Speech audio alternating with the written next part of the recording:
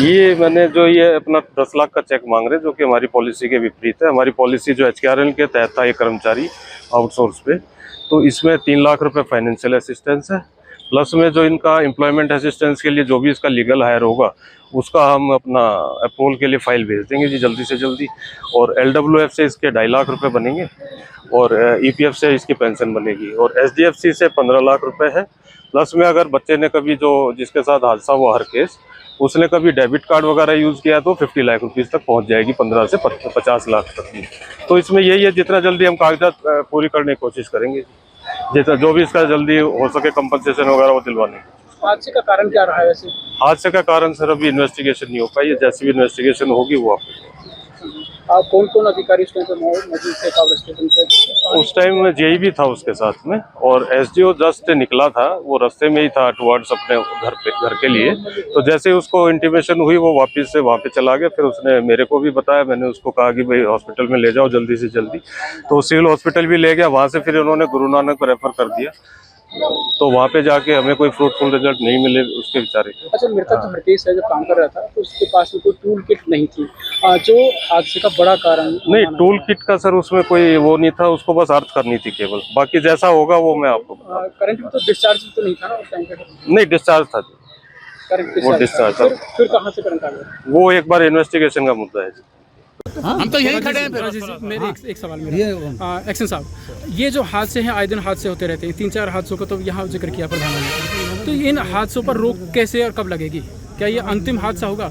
बताया जा रहा है कि कर्मचारियों को सुरक्षा उपकरण जो कंपलसरी होने चाहिए वो नहीं दिए जाते अधिकारियों के द्वारा। नहीं, ऐसा नहीं है जी, सारे सेफ्टी उपकरण जो भी है, सेफ्टी बेल्ट है या अपना इसके पास सेफ्टी किट दस्ताने हैं, वो सब हमारे पास अवेलेबल है। तमाम कर्मचारी यहाँ मौजूद हैं, तमाम का यही कहना है कि सुरक्षा उपकरण बिल्कुल नहीं दिए जाते अधिकारियों के द्वारा। नहीं, हमारे मैं एज ए HPNL बात करूँ तो ये सब दिए जाते हैं, पावर हाउस पे हर चीज़ है, टूल किट भी है। वो ये है क्वांटिटी कम हो सकती है उनकी, लेकिन देते सब है जी। दस्ताने 4 चाहिए तो वहाँ 2 हैं। और ये तो बहाने वाली बात होगी कि नहीं, आप कर लो, बात कर लो। मेरा इसमें ये कहना है कि पहले तो हमने हर कर्मचारी को बोलने से मना किया था, भाई यहाँ नहीं बोलेगा नहीं तो अव्यवस्था हो जाएगी। और हम इस बात को आपको प्रूफ के साथ दे सकते हैं कि हमने इन अधिकारियों का एजेंडा दे रखा है। उसमें सबसे पहली मांग हमारी ये होती है कि TNP दी जाए, और जो हमारी और जो अन्य सुविधा वो पीछे हमारी मांग रह जाती हैं।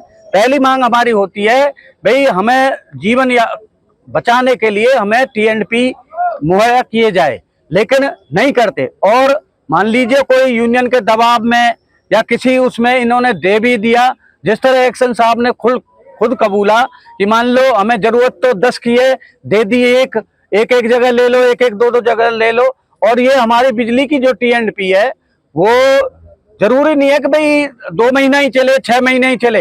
प्लास है, अगर हम काम करेंगे हो सकता है वो 1 घंटे में ही खराब हो जाए।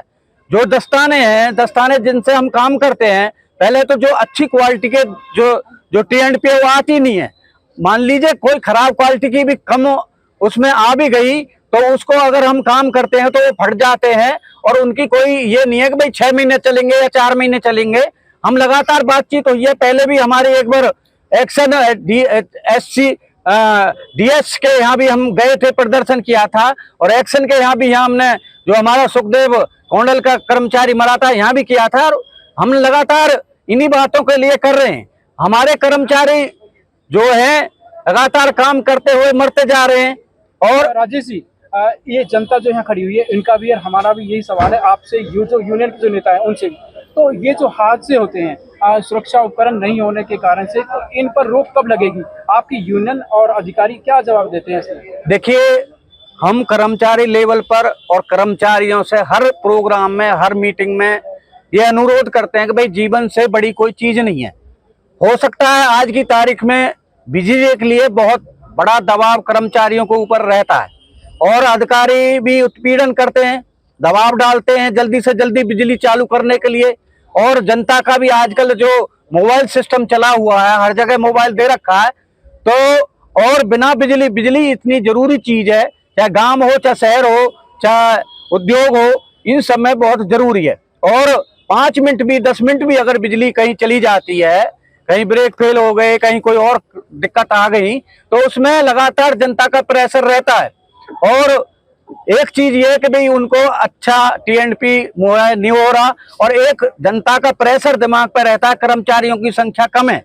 जब कर्मचारी थे 55,000 बिजली के कनेक्शनों राजेश जी, हमारा सवाल यही है कि क्या पलवल में होने वाला जो हादसा है ये आखिरी हादसा होगा क्या, क्या और होते रहेंगे? देखिए, इस बात की गारंटी तो मैं नहीं दे सकता, और इसकी आप लोग यूनियन की तरफ से दबाव बना करके ये कैसे भी, या यूनियन के फंड से उनको सुरक्षा उपकरण अगर देंगे तो हादसों में रोक लगेगी, हो सकता है। मैं वही कह रहा हूँ, सुरक्षा उपकरण की निगम से हम लगातार एजेंडे दिखा सकते हैं, बातचीत दिखा सकते हैं, लगातार हम बात करते हैं कि भाई उनको सुरक्षा मुहैया किया जाए। एक पखवाड़ा तो मना देते हैं कि सुरक्षा दिवस, लेकिन सुरक्षा दिवस के लिए जो चाहिए, और मैं तो ये कहूंगा सरकार भी कह देती है हम 24 घंटे बिजली दे रहे हैं, लेकिन 24 घंटे बिजली देने के लिए जो हमें व्यवस्था चाहिए, जो हमें कर्मचारी चाहिए, जो हमें TNP चाहिए, जो हमें और गाड़ी घोड़ा चाहिए, वो तैयार नहीं है। केवल सरकार का काम यह है कि आपस में हमको लड़ा देना, और जनता पूछेगी भैया सरकार ने तो कह रखा, मुख्यमंत्री जी ने कहा, मंत्री जी ने कहा कि भाई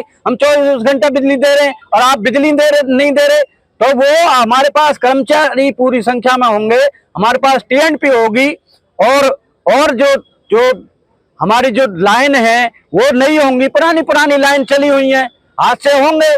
तो इसी वजह से मैं ये कह रहा हूँ। सर, ये बिजली बोर्ड का ऐसा काम है, जो ये ठेकेदारी का सिस्टम जो चला हुआ है। मानो मैं लाइनमैन हूँ अपने एरिया का, टिटवाड़ी एरिया में मेरी ड्यूटी है कंप्लेंट सेंटर पर। मैं वहाँ काम कराने के लिए मेरे को अफसर ने भेजा हुआ था, तो ठेकेदार का जो काम चल रहा था, वहाँ एक केबल खिंच रही है नई, जिसको हम लोड चेंज करने के लिए, शहर का लोड डालने के लिए, उस केबल का ऐसा काम चल रहा है कि वो ऑटोमेटिक ही जो क्लम्प का काम चल रहा है उस पोलों पर, वो क्लम्प ऑटोमेटिक ही टूट रहे हैं अपने आप। मैंने कई बार अफसरों को कंप्लेंट दी है, और बाई फेस फ़ोटो खींच के वीडियो भी बना के दिया मैंने, लेकिन ना तो ठेकेदार सुनवाई कर रहा है, ना कोई अफसर सुनवाई कर रहे हैं उसकी। और बार बार मैं अब भी उनसे कह रहा हूँ कि हमें बार बार इन पोलों पर चढ़ना पड़ता है, लेकिन ठेकेदार एक बार काम करके चला जाएगा।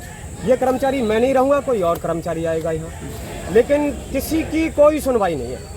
अफसर चेकिंग के लिए भी नहीं आया अभी तक। क्लैंप की क्वालिटी घटिया है क्या? बहुत बेकार क्लैंप की घटिया क्वालिटी है। नई क्लैंप जो लगाई जा रही है, जो नई क्लैंप अब लगाई गई है, फिलहाल मौके पे है। अब भी एक कल की बात है, एक गाड़ी निकल रही थी, मैं ड्यूटी से जा रहा था शाम के समय, खजूर का रोड की बात है, क्लम्प ऑटोमेटिक अपने आप ऊपर से नीचे गिरी है, टूट के एकदम से। तो क्या वो गाड़ी थोड़ी सी बची है, वो क्लम्प रोड पे गिरी है आके, लेकिन अफसर कोई नहीं सुन रहा उसको। तो क्या ये ठेकेदारों की और अधिकारियों की मिली भगत? ठेकेदार और अधिकारियों की ही मिली भगती है। कोई बड़ा घोटाला है? हाँ जी, लोगों के जीवन से खेला जा रहा है।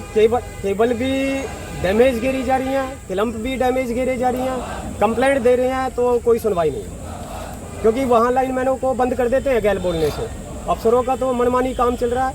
अफसरों का ये हंसराज जी हैं, अपने एक्शन साहब हैं, इनके पास मैं गया था, एक लड़का है अपना योगेंद्र है, दी गॉड पावर हाउस में था, उसको जबरन ये अपना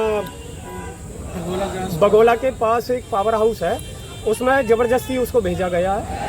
और मैं जबकि उनको बोल रहा हूँ कि एक्शन साहब से बात हुई है वो लड़के की कि मेरे को वहाँ के बारे में नॉलेज नहीं है, मेरे को यहाँ थोड़ी नॉलेज है, मेरे को मत भेजो, वहाँ से कोई बंदा उठा लो पलवल से। लेकिन वो एक्शन साहब ने नहीं सुना, और ना ही ये एक्शन साहब सुनता है किसी, ना ही ये एक्शन साहब सुनते हैं, ना ही DH के सुनते हैं। किसी से भी कुछ कह लो, ये तो सरे एक ही पट्टी के पढ़े पड़ा।